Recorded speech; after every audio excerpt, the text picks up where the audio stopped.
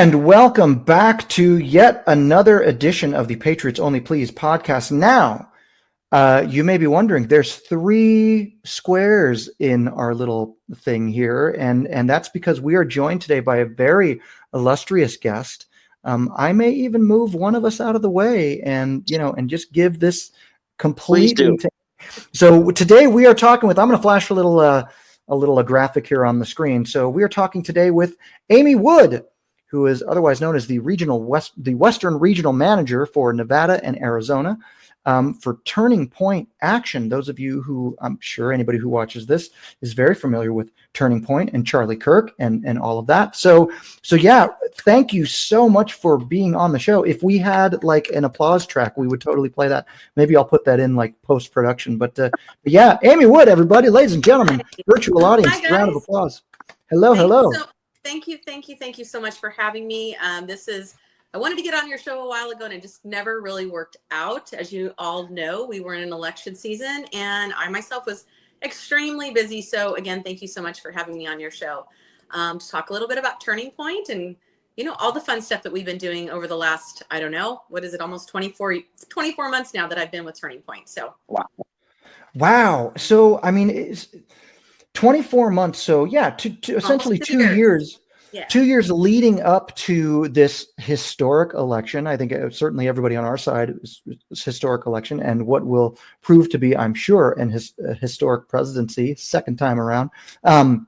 First of all, thank you for everything that you guys did, Charlie and the entire Turning Point team. I think both of us can agree that you really did a lot moving the needle, especially for younger voters, people who are just kind of getting into the game. Could you kind of walk us through, like, what exactly do you do as that kind of Western Regional Manager? How did you get involved in that? Like, how did this whole adventure start for you 24 months ago? Well, crazy story. But prior to working in politics, I was a nurse for well over 20 years. So I lived in California. Me and my husband lived there. I have 2 grown daughters. I actually have 2 grandsons.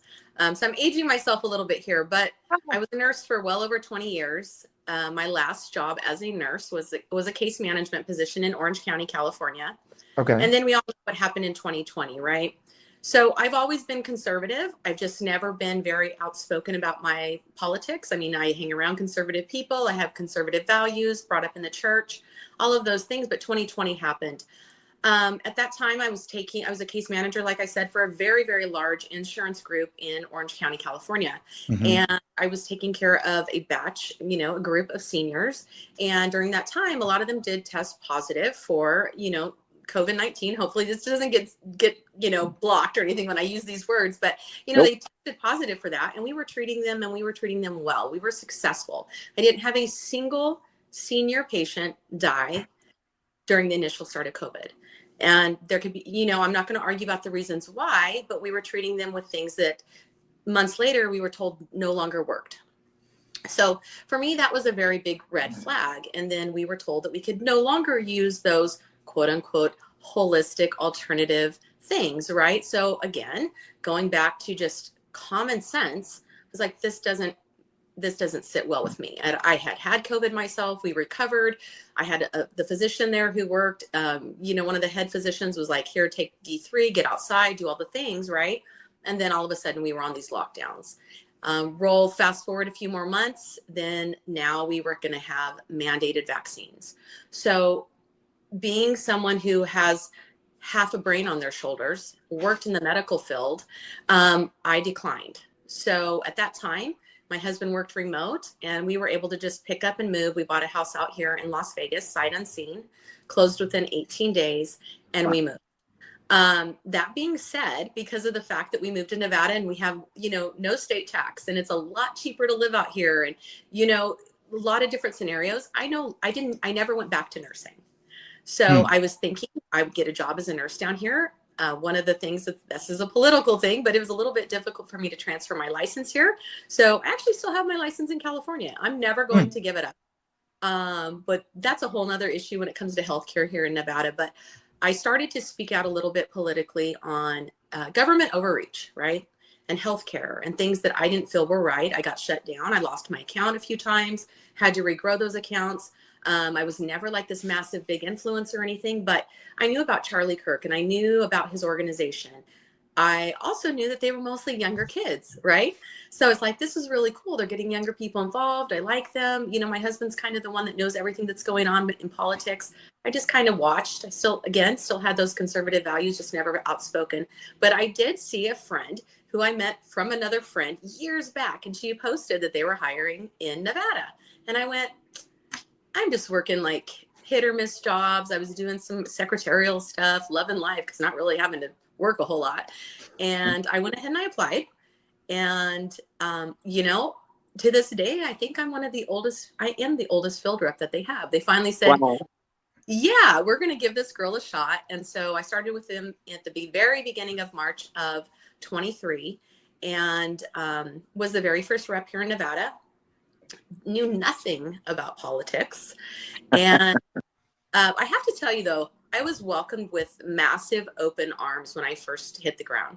People knew who Turning Point was. I was taken in. The NVGOP was very nice to me. Clark County Republican Party was very kind to me. All of these women's groups were very, very welcoming, very, very warm.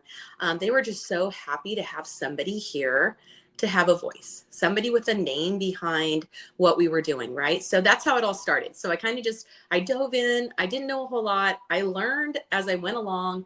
I've learned a lot along the way.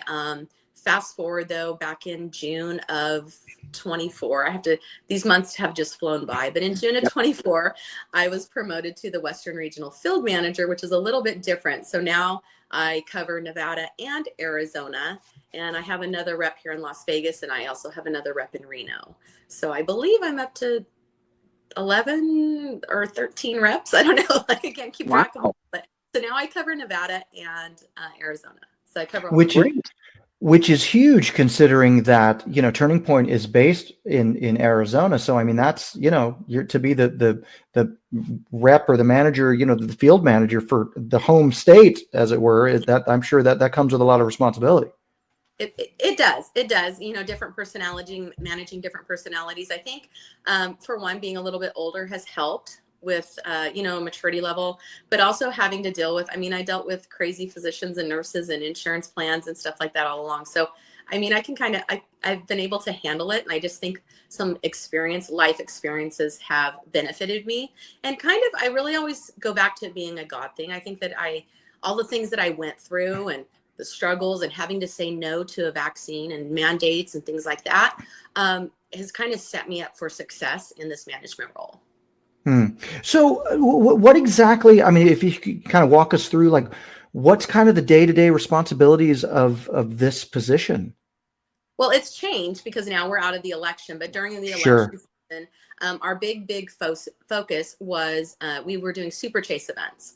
So what a super chase is something it's an outdoor event typically put in a neighborhood. We would bring people together and we would go out and knock doors. One of the things that Turning Point focused on was low propensity voters. So yes, Republican voters, but those are those voters who were newly registered or they hadn't voted in the last 2 election cycles. So we pulled the data of those, and that was really who we were targeting. You know, a couple months prior to the election, we started also Chase the Vote initiatives. I'm not sure if you're familiar with that, but we did put here in Clark County alone, I believe we had 18 people on the ground, paid boots on the ground, reps who went door to door and worked specific neighborhoods that we targeted. We were working mostly in Congressional District 3. And, you know, we were able to flip a couple seats. We flipped Edgeworth and 35. We got 3 new mama bears on the school board. We have a county commissioner. Not everything went our way, but we did show that our model worked. It worked in Nevada. It worked in Arizona. It worked in the 10 states that we have field reps in. So we were 10 for 10 when we came out of the gate, and we used what we laid out as our Chase the Vote initiative. Wow. We were super happy in 2020. I'm sorry, we were super when Joe Lombardo won in 2020 and replaced Sisolak. That started the momentum in our state heading in the right red direction, in my opinion. Absolutely. Mm-hmm.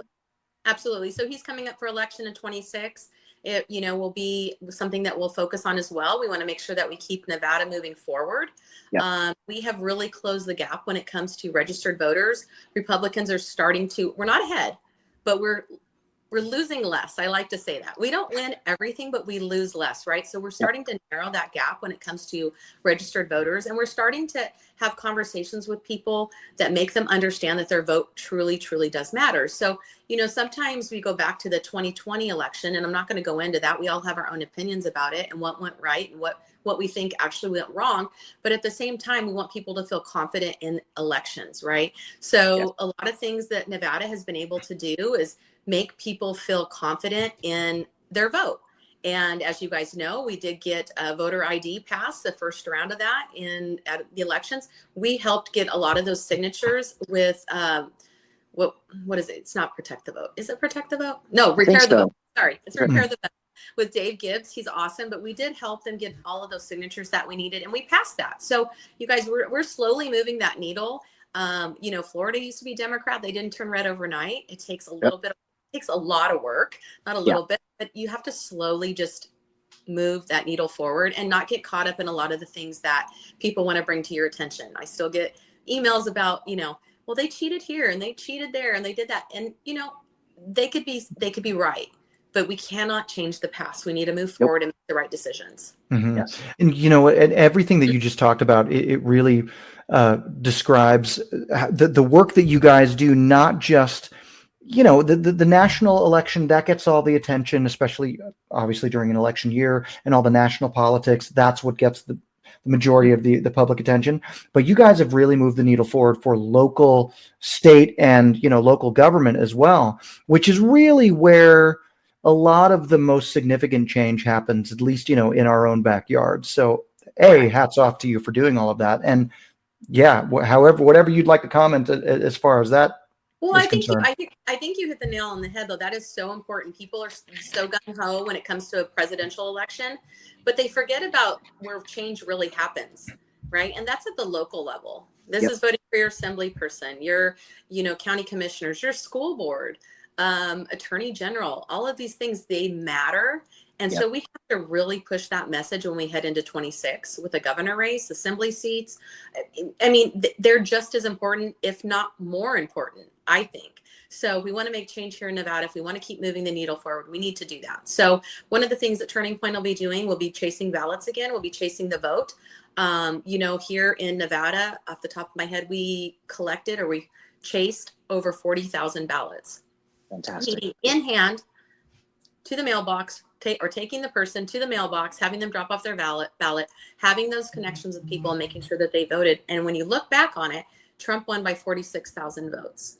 Had Turning Point not been here, had we not done those big events, had Trump here at Thomas and Mack, had coalition events, had Super Chase events, really pushed out things on social media, we may not have won Nevada. I mean, we're talking 39,000 votes that we collected. That's huge. See, every little bit helps. Absolutely. So, go ahead, Mike. Well, it's funny. One of the things that we talk about on the show is two things. All politics are local. So we completely agree with you on that. And one of the things that we learned in doing this show is there are 10 million registered gun owners in this country that don't vote. It blows my head apart that we can't get these folks to vote red. Well, how do we connect with those people? Because they seem like a natural alliance with what we're doing. You know what I mean? Like absolutely, and that's a market we probably need. We will tap into. We're going to need to do that. The Nevada is a carry state. It's easier to get here. Thankfully, it's our constitutional right. I'm all for that. But I do think some people are, because of the government overreach. We need to get rid of this. Government overreach scares gun owners. They feel like their name is on this list. They're going to be attacked. They're going to be targeted. And you know what? Rightfully so. Our government has not done a good job of protecting the American citizens and giving them a fair, free trial. There's so many things. I mean, we could talk for hours about the things that are wrong when it comes to the government, but it's an overreach. We are allowed to protect ourselves. We have the 2A constitutional. It's written in the Constitution. We shouldn't be asking the government for that privilege, right? So that's my thinking on it. So that's why I think that they don't vote. But going down that road, we had over 100,000 registered Christians who didn't vote in 2022. So there you go. There you go. So one of the things that we did is we built coalitions, and one of those coalitions with faith was a faith coalition. So it was a Turning Point Action faith coalition, meaning that we built coalitions with faith-based people and some churches. What this did with the churches is it allowed them to use the 501c4, which is the action side. They were less nervous about it because the 501c3, even though no church has ever been prosecuted and found guilty or had it revoked, it made them less nervous about talking politics at the pulpit, which, to be honest with you, they should. They should talk politics from a biblical standpoint. But we have changed that. We are changing it. We got a lot of pastors involved. They were hosting events for us. They came to our events. We do, Charlie is very, very faith-based. We do preachers breakfast. We do preacher roundtable, all of that kind of stuff. So I just think it was everything coming together finally. And that's what made it work. Reaching out to those people who weren't voting, but they had the same values that I do, that you do, right? Mm-hmm. Yes. But they either scared to vote or maybe they had always voted Democrat. So we changed their thinking when it came to the general election. See, that's really, I find that fascinating and quite enlightening that you mentioned that, because the common perception is that, oh, well, if you're Christian or faith-based, then naturally you're going to lean conservative. And I had believed that as well. So I was a little surprised over this last election to hear that particular block wasn't as active as you might have assumed. So it sounds like you guys really, made some headway in that direction. Yeah, very much so. Going back to the faith-based voter, a lot of them believe, and I believe in Jesus Christ. But here's the thing: they also believe that God will handle everything, and that it's already written and everything's planned out. Yeah. Yes, I agree. But God also expects us to do the work. He doesn't expect us to And so that's one of the things that we really started to talk to Christians about, and, getting them out of the mindset that, yes, we know that God's hand is in everything, but we also need to do the work. And if it's his will that we have a new president, or if it's his will to save this country, which I really felt like we came down to that, then you still need to do your part. So we really, that was a huge message for us. And we were very successful in that.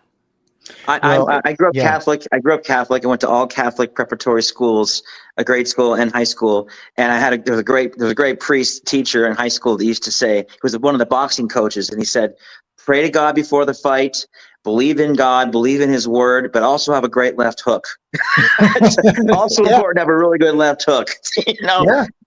I'll remember that. The left hook is pretty important too. It's the old saying. It's the whole, God helps those who help themselves. And look, nothing exemplified a miracle than the assassination attempt that was not successful. So, I mean, if anybody doubts at all that there was some higher power watching over this that said, okay, not today, this is not happening to the United States. So that right there, I thought, should have inspired some of these people to go out and like.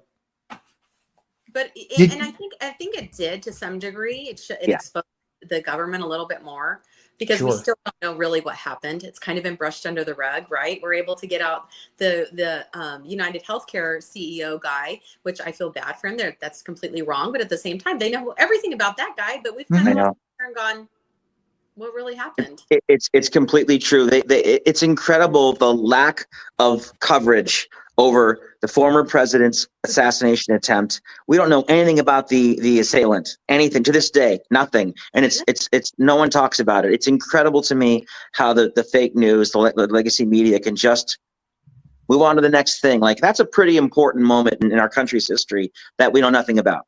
Well, I think by design. Yeah, but you guys are doing it the right way. I don't even think that people hardly, anybody who has critical thinking is turning to the media anymore. So it's either Twitter, and I'm not saying everything that you read is true, but you can usually research a little bit better with links and stuff, or podcasts, social media, even though we still all get shadow banned and blocked and all that kind of fun stuff. But I do think that people are waking up to the fact that media isn't fair. They're fair and they're biased. And that's a whole other story. Well, this whole thing, and we've talked, Michael and I have talked, off air, just about this whole election, everything that's happening, it's such an interesting time just to be alive. I mean, there's institutions that are just crumbling, the legacy media, Hollywood, everything is just kind of, people are just waking up in general and just realizing that they've been lied to for decades. And so now is the time to, so there's going to be a lot of truth. And as far as, coverage on things like the assassination attempt, assuming we can get all of Trump's cabinet, the appointees through, I think that this won't be the last we've heard of any of that. Speaking of which, when it comes to getting some of these people approved, I mean, obviously we had yesterday, they started with Pete Hegseth. Today they were on Pam Bondi. And I think they were talking with Marco Rubio was in front of today. So I've got my fingers crossed for all of them. I noticed that on your I think it was your X account, you have the banner, give Trump his cabinet, confirmthemandate.com. So I went there and I took care of business and sent the letters and did the whole thing. So there you go. Wonderful. We need to do that. And it's also just a great resource. You can go in and look and see who's been confirmed. So you can go to tpaction.com/cabinet and it'll pull up everyone that he has picked. Fantastic. It gives you a little circle around their face and it shows you who's been confirmed and who doesn't need confirmation. It's very educational. These are all the things, like, I'm learning all of this as I've been, just thrown into politics, about what really happens and how many, there's just so many people and their hands are in the pot. It's like, we need to figure this out because I feel like, too many cooks in the kitchen here. And it's the same with our government. Just to circle back to what Jeff was saying earlier about what a blessing it's going to be for Trump coming in the second time. The blessing to me is the average citizen, whether they're a low propensity voter or an active voter, they now know the fake news is fake. They now know celebrities are sellouts. Like all the stuff that Trump had to face the first time around, not knowing anything about DC or being a president. This time he has all that knowledge and the wind behind his back when it comes to the fake news, to the Democrat, to being the wokeism stuff, the liberalism, the open, anyone defending the social engineering on the left, men playing against girls in sports. Everyone knows that's nonsense now. So we just have to defeat that. That's been defeated. He can start off moving forward with the whole country knowing we just voted against all that stuff. Right. What a blessing. I know, it's huge. And I think that looking back on it, yes, we all went through a lot as conservatives. We were pretty much verbally abused on a daily basis. We lost jobs. People were arrested for no reason. And we look back on it, and I really feel like it was a blessing that he didn't win 2020 because now so much more has been exposed. Yep. And slowly but surely people have woken up to this nonsense, this liberal ideology that they're pushing on us, the fake news. I mean, we're talking, there's just so much stuff. The whole thing with RFK coming out to try to clean up the FDA, to try to clean up the food industry. We're launching actually in this month, the Healthy Americans Coalition. So I plan to see both of you guys on the coalition for Las Vegas. No excuses. We'll be there. Nope. Together. We'll be there. Doing a lot of stuff that I don't know if this ever would have happened had Trump won in 2020, because who was up and coming that would have taken on the deep state? Because that's truly what we are. Well, I mean, Joe Biden, over 50 years in politics, 38 years as a senator, 8 years as a vice president. On paper, he should have been the best president of all time. But because he's a Democrat, we saw exactly what they're capable of given the reins of power, and it almost destroyed the country. And this is not hyperbole. Honestly, endless wars, open borders, double-digit inflation, just nonsense. And they just picked their own candidate too. So let's just remember, they're the party of democracy, but yet at the same time, they threw in their own presidential candidate who would never have won a primary. Well, the irony is that the party of choice, when it comes to gender and things, didn't give their own constituents a choice in their candidate for president. They're hypocrites to the core. So we wouldn't have had an opportunity to see how bad it could actually get had Trump won in 2020. Again, he's going to come in with all this nonsense behind him, a fantastic cabinet, and we're going to move forward. It's the red wave that we prayed about before. Yeah. It's coming in 4 days. I think so. Yeah, I think so. And so we have to stay positive. And I think I love what you guys are doing. And we need to make sure that we're engaging people, because it's not going to be Trump on the ticket. We have to remember that. So yes, we have a great governor with Lombardo. I think he governs in a way that is effective for Nevada. Right. So I think, he's not super right on a lot of things. And learning in politics that actually, that's a perfect fit for Nevada, right? Yeah, Mm. the Democrats have a bit of a hold on in Carson City, right? We couldn't get rid of what's her name? They're still, the Democrats still have some power in this state that he has to contend with. They do, and Susie Lee voted against. She's okay with dudes being in chick sports, so that happens. Mhm. So I mean, anyway, we just have to keep exposing them and Yes. calling out the bills, the bad bills that they throw on the governor's desk. We have to call them out. We're going to have to be a little bit even more aggressive than we were in 24, and start exposing politics at a local level. So. Yep. Whatever we can do to help you guys, or you help us, would be super awesome. So We're we need all in. the support we need. Yeah, we would absolutely love to do that. And look, I tell people this because Michael and I come from the entertainment business. We're musicians, we're entertainers, here in town for the last 30 years here. And so naturally, a lot of the people that we associate with don't necessarily agree with our politics, unfortunately. So we're kind of very much in the minority there.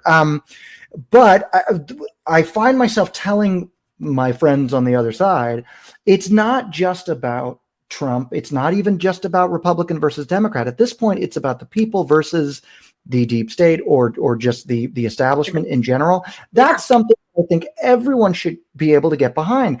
That's why Trump has built this coalition of people like RFK and Tulsi Gabbard and even some big prominent voices on the left that are now starting to come out and call their own side on their BS. People like Bill Maher and Cenk Uygur from, Young Turk. All these people are coming out and saying, wait a minit, wait a second, hold on here.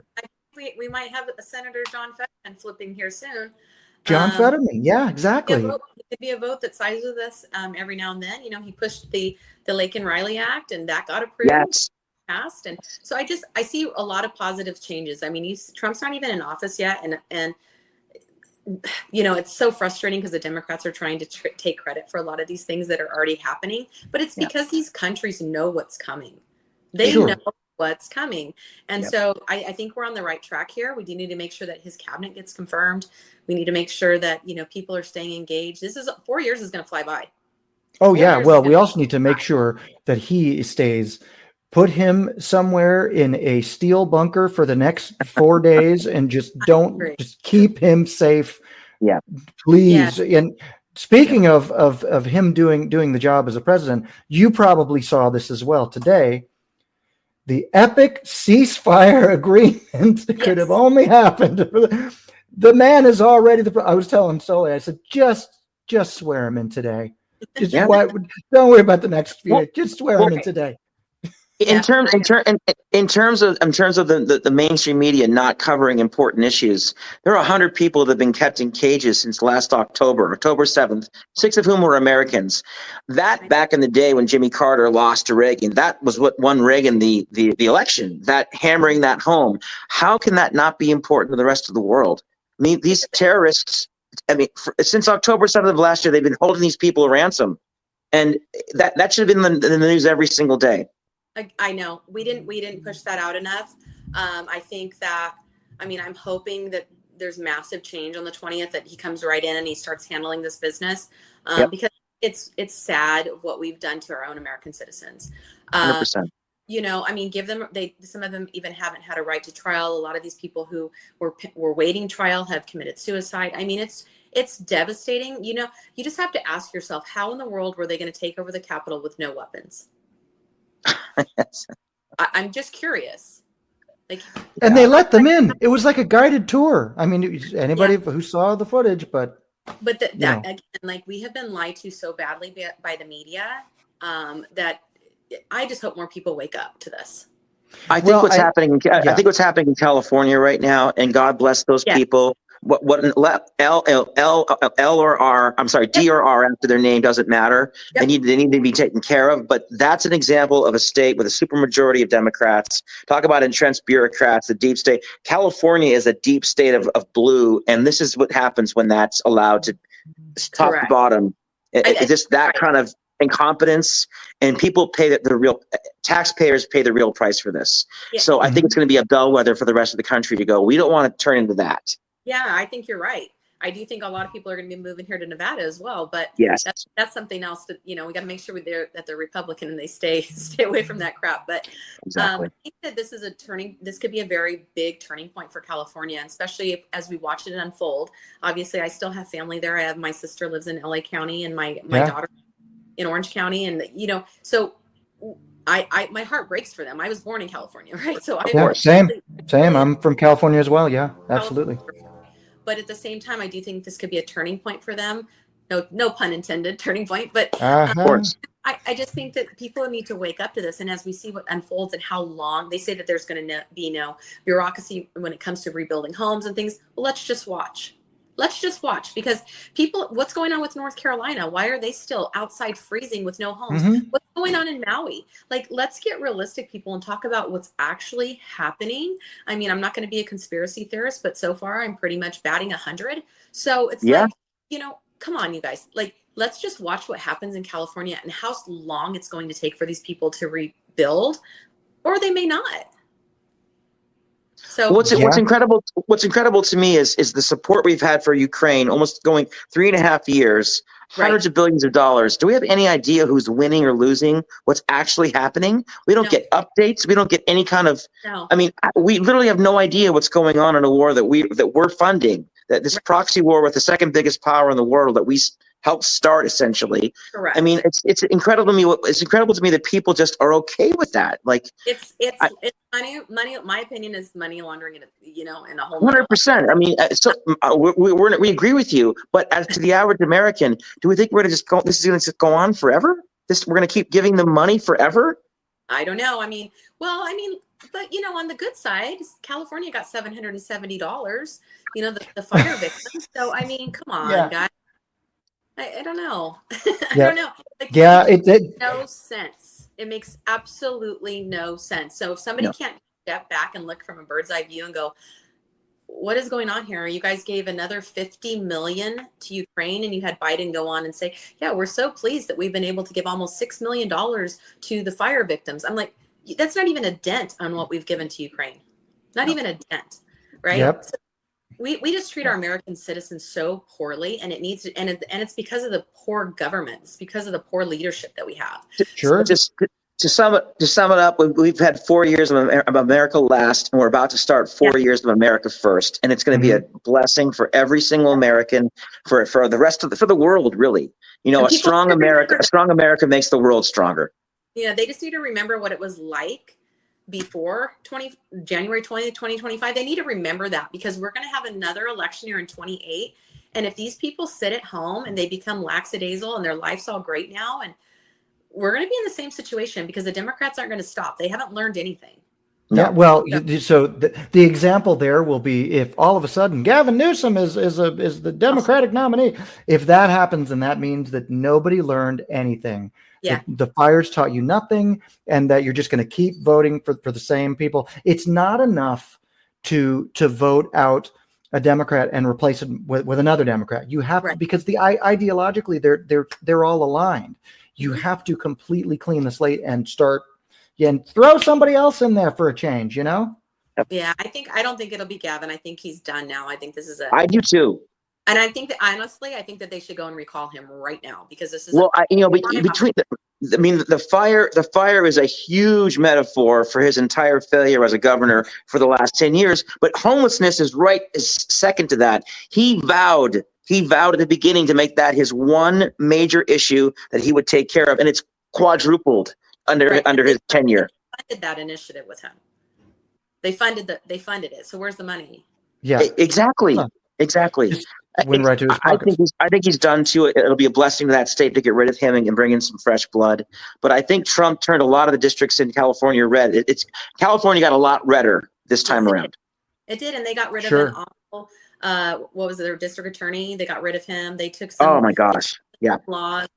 They still have massive issues, but again, they're losing less. So they didn't win it. They didn't win, but they're losing less. So I think that's a takeaway we can all go with. I get a lot of people in Nevada who complain like we didn't win certain seats and all of this kind of stuff. I'm like, well, but we're moving the needle. We're losing less, guys. Losing less. Yeah. While we have you on the show, before we wrap things up, is there a way that people can support Turning Point? Is there a donation site or a way that people can help you guys out financially? Absolutely. Absolutely. So first off, if you want to get involved, go to tpaction.com/coalitions, or just go to the Get Involved tab. Then also at tpaction.com, you can go to donate. And we absolutely live off donations. That's what we're built on. So any support helps us. Turning Point Action, you pretty much find everything there. I am on X at Nurse Amy Wood. You can always message me there, follow me there. I try to behave myself, but that's all I can say about that. Well, I mean, folks, these people are on the ground making it happen for real. Please help if you can. Please send any support that you can. They've shown what they're able to do with that support. With Trump winning, it's great that we have a majority in the government, but things in 26 can change. We can't let up. Please support their efforts if you can. Please. Absolutely. And we'll be there. So if it happens in Nevada or Vegas, then, you can come talk to us two idiots. I'll have you guys push it out for us and show up. Help us with the entertainment. Absolutely. 100%. Please do. Amy, Please thanks so much for your time today. We really appreciate you coming on the show. Thank you so much. Thank you, guys. And we will see you out in the neighborhood very soon. Keep on trumping. All right. Dude, what a fantastic gift to our show, and thank you for her time and her wisdom. And they're really, they're not ivory tower folks. They're on the ground doing it. Absolutely. Absolutely. So again, support tpaction.com, support Amy, and follow her at all of her socials at amy.wood@tpaction.com and at Nurse Amy Wood. And she's got our support, and it was thank her so much for taking the time to talk with us today. And as always, of course, go to patriotsonlyplease.com. Check us out. Figure out when the next show is going to be. Sign up for a mailing list, all that good stuff. You know what I wanted to ask her, but I was too shy? I wanted to ask her if in person Charlie is really that tall. Because when I saw him, and I saw him at UNLV last year at the college is a scam thing, he's like 8 feet tall, dude. He's a giant. She's still in she's very patiently waiting. She's still in the thing. I can bring her back up. She was nodding. I was watching. So it's great. No, that's great. That's the thing. We want the introduction with Charlie. We want the picture so we could put that up. But yes, but in the meantime, also go like and subscribe and follow at Patriots Only. Please, if you're not into the whole website thing, just go check out the socials and all that. And until next time, I'll leave you you can close it out with your famous phrase. Keep on trumping, folks. Keep on trumping. 4 days to go. I know. Please keep the man safe. All right. Yeah. Bye for now.